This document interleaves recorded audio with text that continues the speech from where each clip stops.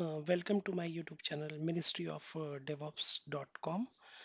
And in today's episode 3 of Knowing Istio, we will talk about fault injection. In the previous two episodes, we have covered the introduction of Istio, and we have also understand how the canary deployment works in case of Istio. Now, in this third episode, we will learn about the fault injection. So, what is fault injection, right? So, fault injection is basically a testing technique for understanding how computing system should behave when stressed in unusual ways. Basically, it is a deliberate attempt, to introduce a network errors and fault into a system to validate and harden its stability and the reliability. So the basic goal is so that from the system design perspective, we can understand the resiliency and the performance of our microservice in case when the microservice goes into the production. There might be unknown outages or delays or latencies. So how the microservice will behave in real time scenarios, so to mimic those scenarios, and to understand the resiliency and the performance of microservices uh, under various failure conditions over time, we do the fault injection in our services. A very related term is also used in as a trade-off with fault injection, which is chaos engineering, right? And this chaos engineering is basically used uh, to build confidence in the system capability to to withstand turbulent and unexpected conditions. uh, in if we talk about Istio, from Istio perspective, uh, the uh, if we talk from Istio perspective, the fault injection can be is done at the application layer to test the resiliency of the service, and we can have two types of fault injection in case of service mesh. One can be a delay fault injection. In the delay fault injection, it delays the request basically to before forwarding or emulating various failures such as network issues, or you know so as to mimic that the our, that so as to mimic that our upstream services are overloaded. In second scenario, in fault injection abort, uh, if you see here, what happens is abort it aborts the HTTP request attempts, and return error codes to the downstream services, giving the impression that this upstream services is probably busy or faulty or not responding, and it gives some error code which makes sense, right? So what we will do is we will try to understand both the four fault injection behaviors in this session. Let's start the hands-on session for the fault injection. So from the first two episode, if you see that, before starting this, if we see this calligraph, we see that currently the traffic is coming to the product page, and from there, we are able to go to the detail service. It is also going to the reviews V1 service doesn't call the rating service, while the V2 and V3 of the reviews service does call the rating service with different colors of stars. So if we go here and we refresh the page, we will see that okay, sometimes the red stars is coming, sometimes no stars are coming, and sometimes the black stars are coming. So in case no stars are coming, then the traffic is going to the V1.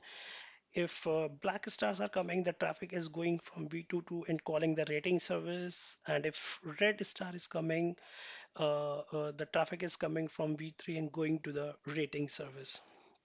So from this At this current juncture, we will start our fault injection hands-on session.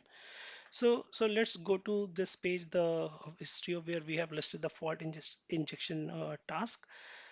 We have already completed the setup Istio one. We have already deployed the book info sample application. We have gone through the traffic management concepts for Canary, and we have also gone through how the fault injection works. And now to since we have already completed that request routing task, we will apply the following two rules before starting this session. The first rule is uh, which applies what it does that all the virtual service V1 uh,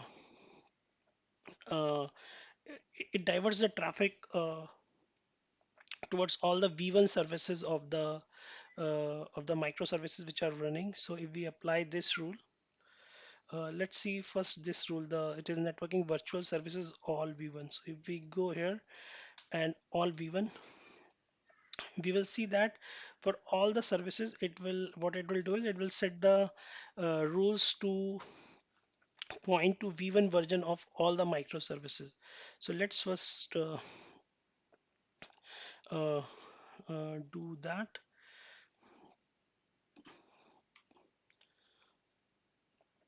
So these are the virtual services which are now created. So if we see kubectl get virtual service deops, we have all the virtual services now, right? And if we see, we want to see the pods which are running, we have all the pods running as it is. Okay. Now applying the second rule, virtual service review test v2. Uh, Virtual service reviews test v2. So what it does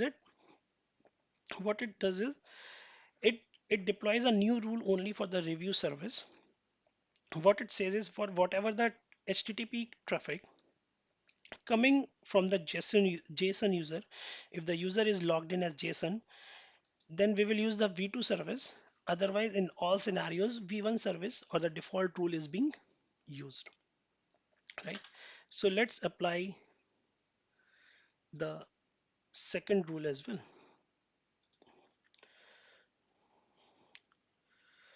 So let's apply the second rule as well.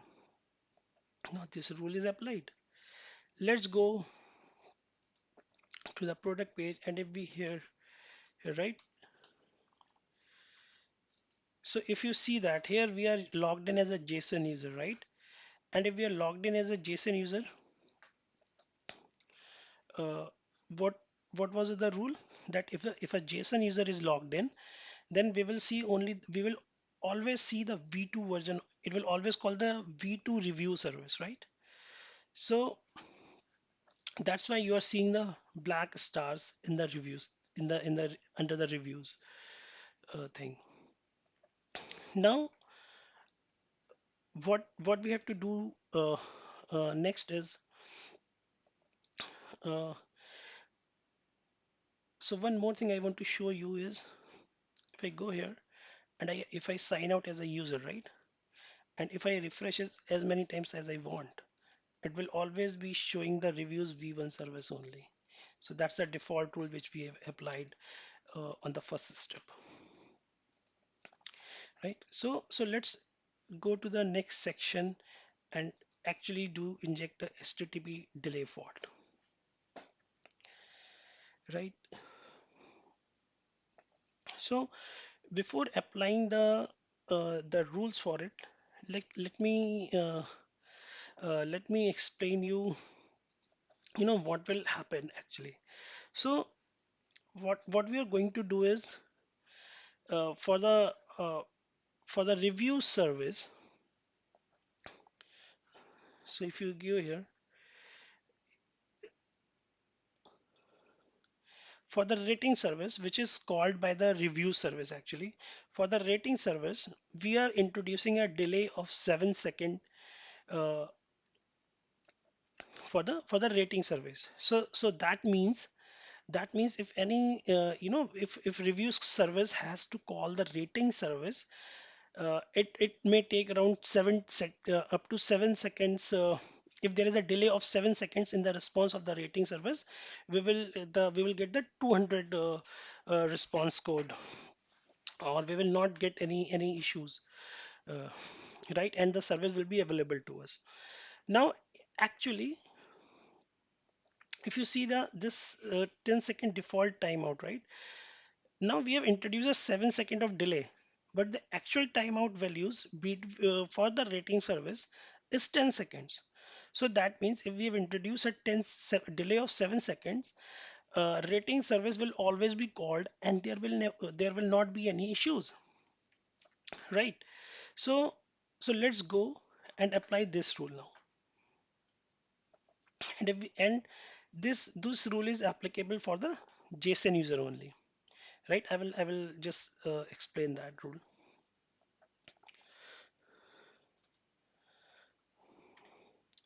Now we have applied that rule, right?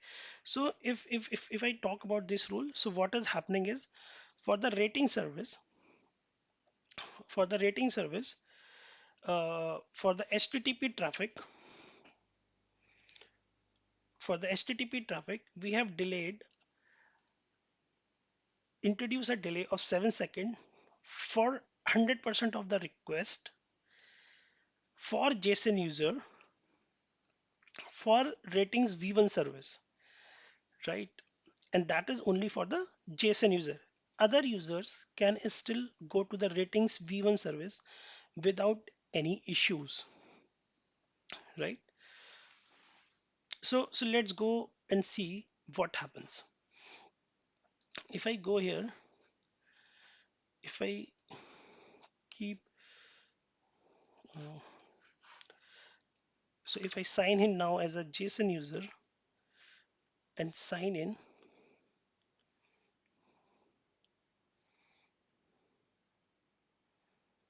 I will see that error fetching product reviews. Sorry, product reviews are currently unavailable for this book, right? Now we have seen that from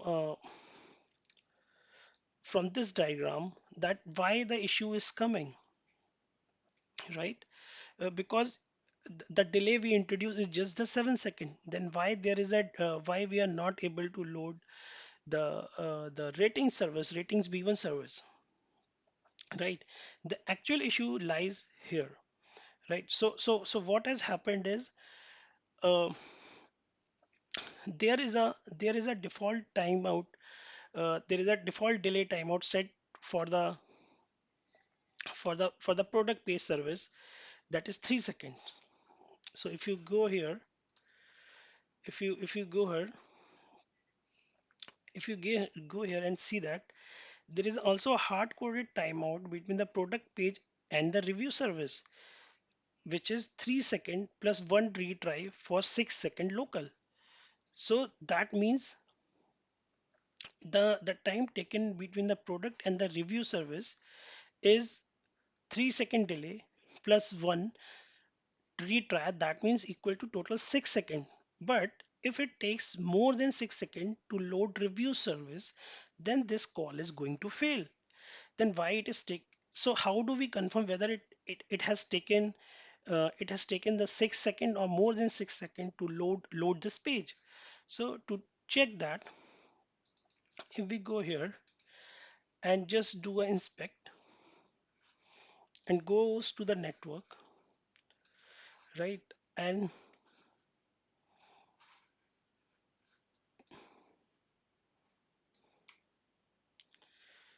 uh, okay,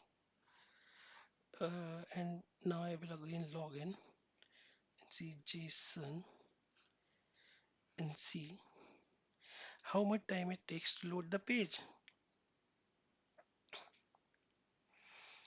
Then you see it took more than 6,000 milliseconds. That means it took more than 6 seconds to load the page, and it took somewhat around more than 6.5 seconds actually, right? But and if you go back, we see that the maximum time which product page can take to load this service, review service, right, is 3-second delay plus one retry, that is 6 seconds. And that's the timing. It's the product review, the review service is not available, and hence the rating service is also not available. So by doing this experiment, we saw that even though we introduce a delay between review and the rating service, the actual issue was caused by the previous service, which is the delay between the product page and the review page. So this shows us that in the microservice environment, uh, whether several microservices are being developed in the parallel, there might be some other issues as well which can cause delay or the failure of some other set of microservices which are dependent on some others microservices, right? So how the Istio fault injection rules helps in this case to find out these anomalies, that even introducing a deliberate delay between two services which was less than the actual hard-coded delay, even that has not even that was not sufficient to make the microservices call successful and return 200 errors, 200 return 200 successful code. So that was fault injection delay. Let now move to what how we do what how do we implement fault injection abort in the with Istio. So one thing which I miss, before moving to the abort session, is that if we are login as a JSON user, right, and we keep hitting, and sending this request, we see that on the in the Kiali also, right, we will start seeing that this red row as well, that okay, now the review service is not loading, right, and there is a issue calling product page, uh, and the product page is not able to reach out to the review service, right? So that's the benefit of having the Kali as a network tracer, that it immediately starts showing those errors, and we will also start seeing these errors in the on this right hand side graph as well, right?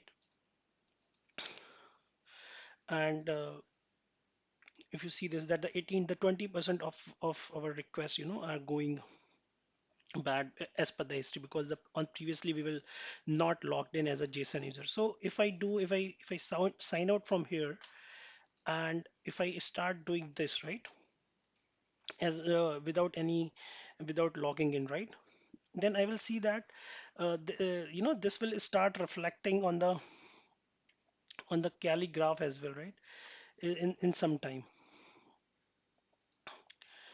that if I'm logged in as a this user,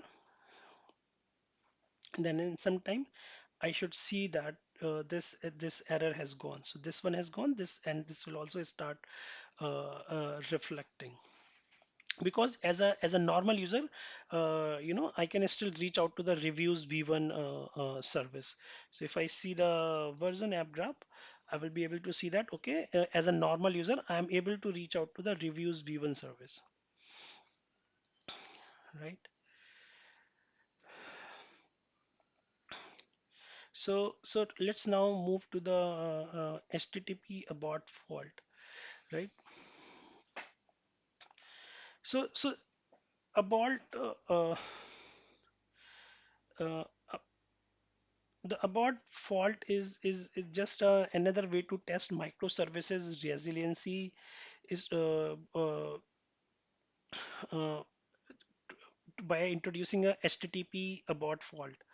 What we will do is we will introduce a abort fault to the ratings microservices for the test user JSON. So what we will do is that we will introduce a abort fault, and when the product page will try to reach call the rating service, we will see a 500 error, right?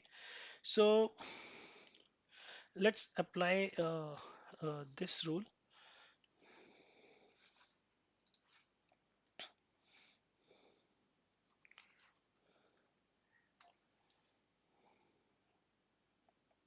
Understand the rule, which we have applied for the HTTP abort thing. So this means that the virtual set service, the kind is virtual service. The rule is applied for the microservice ratings. For all the HTTP traffic, we have introduced a fault, which is a abort fault, which will return a HTTP error message 500 for all of the requests for 100% of the traffic for the user JSON for ratings V1. So this rule is applicable only for the JSON user, and only the JSON user. If we logged in as a JSON user, uh, we will see that JSON user from the product page is not able to call the rating service, and 500 error is returned. And for all other users, it should work as expected. So let's now go to the product page, and if we see here, then for all the other product page, it will continue to work. While if we logged in as a JSON user, we will see that the rating service is currently unavailable. So, and if we go to the Kali, we will see the same thing. If we introduce couple of more traffics request, we will be able to see this data here, right?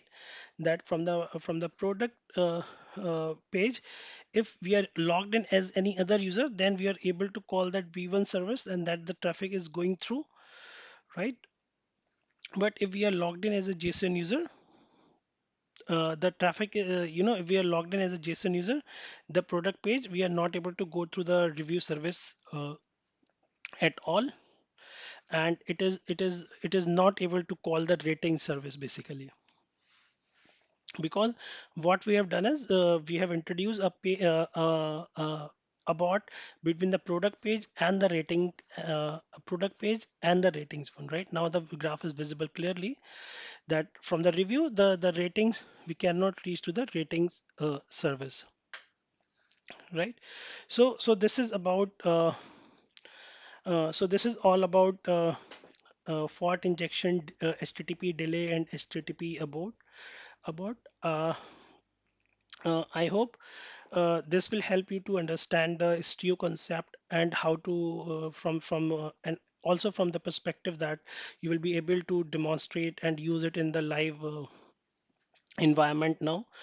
For any feedback, any questions, or if any information I might have provided not in a correct way, please leave a message in the comment box. And if you like the work which I'm doing, then please subscribe my YouTube channel. Thanks. Thank you.